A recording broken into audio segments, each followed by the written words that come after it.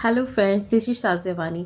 जैसे कि मैंने आपसे कहा था कि यूपीपीसीएस के लिए जो स्ट्रैटेजी होगी एग्ज़ाम के लिए प्री के लिए मैं आपसे शेयर करूंगी, तो मैं उसी के लिए आज आपके सामने आई हूं। आप 2 महीने ऑलमोस्ट 2-2.5 महीने हमारे पास हैं अभी से एग्ज़ाम के लिए, यूपीपीसीएस के एग्ज़ाम के लिए, क्योंकि 17 मार्च डेट कैलेंडर आ चुका है। 17 मार्च को उसका पेपर होना है, एग्ज़ाम होना है। तो आप एक तो यूपीपीसीएस के ट्रेंड पे, पीटी के ट्रेंड पे आपको नज़र बनानी है कि किस किस तरह के क्वेश्चन पूछे जाते रहे हैं, जैसे और वेटेज सभी सब्जेक्ट्स का क्या क्या है। जैसे हिस्ट्री, ज्योग्राफी, पॉलिटी, एनवायरनमेंट, इनका वेटेज ज़्यादा रहता है। जैसे करंट अफेयर्स, और करंट अफेयर्स के जो है almost 30 to 35 question current affairs के लास्ट ईयर्स में पूछे जाते रहे हैं।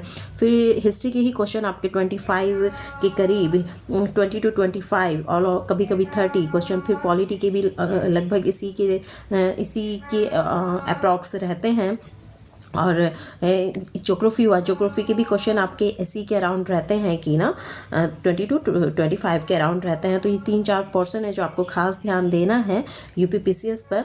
और एक फिर आपके उसके लिए फिर आप इनके लिए क्या कर सकते हैं, तो हिस्ट्री के लिए प्रीवियस ईयर्स के क्वेश्चंस तो आपको लगाने ही हैं, लेकिन उसके साथ साथ आप स्पेक्ट्रम पढ़ सकते हैं। फिर उसके अलावा स्पेक्ट्रम के अलावा, स्पेक्ट्रम हालांकि थोड़ी भारी भरकम बुक हो जाती है, तो आप ये पढ़ सकते हैं। एस पांडे की बुक जो हिस्ट्री की आती है वो आप पढ़ सकते हैं। पॉलिटी के लिए आप लक्ष्मीकांत को देख सकते हैं, सफिशिएंट है, बेस्ट बुक है लक्ष्मीकांत पॉलिटी के लिए। और ज्योग्राफी के लिए आप महेश बंडवाल देख सकते हैं, महेश बंडवाल। और एनसीईआरटी अभी टाइम नहीं है, लेकिन एनसीईआरटी भी आप कर सकते हैं 6 to 12 की हिस्ट्री की या ज्योग्राफी की। एनसीईआरटी ज़रूरी है, अगर आपने पहले नहीं पढ़ा है तब तो बहुत ही ज़रूरी है कि आप एनसीईआरटी से शुरुआत करें। लेकिन अगर अभी आपके पास टाइम नहीं है तो आप एनसीईआरटी को प्रेफर करें। बाद में प्रीवियस ईयर्स के क्वेश्चंस, और उसके बाद अगर आपने बिल्कुल भी नहीं पढ़ा है, इससे नहीं जुड़े हुए हैं पहले इस प्रिपरेशन से, तो सबसे पहले आप एनसीईआरटी फोकस करें। उसके बाद आप प्रीवियस ईयर के क्वेश्चन लगाएं, उसके बाद ही आप किसी किताब को उठाएं। जैसे पॉलिटी के लिए लक्ष्मीकांत हुई, और ज्योग्राफी के लिए महेश बंडवाल हुई, और आपकी एस पांडे हुई हिस्ट्री के लिए।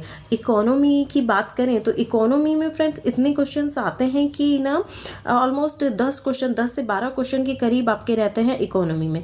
तो इकोनॉमी में आपको प्रीवियस ईयर्स के क्वेश्चन भी अगर आप लगाएंगे तो भी काम चल जाएगा। उसके अलावा जो करंट की जो न्यूज़ हैं, या फिर आपका करंट का इकोनॉमिक्स, जैसे बजट हुआ, सर्वे हुआ, फिर इसके अलावा आपका योजनाएं हुई, तो ये सब पे खास नज़र रखनी है, आपको खास नज़र बनाए रखनी है।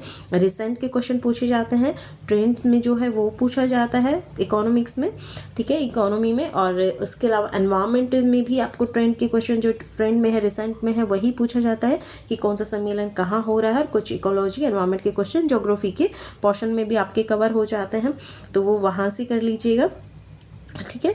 तो लगे रहिए, फिर आगे भी मैं इसी तरह स्ट्रेटजी शेयर करती रहूँगी। Good luck.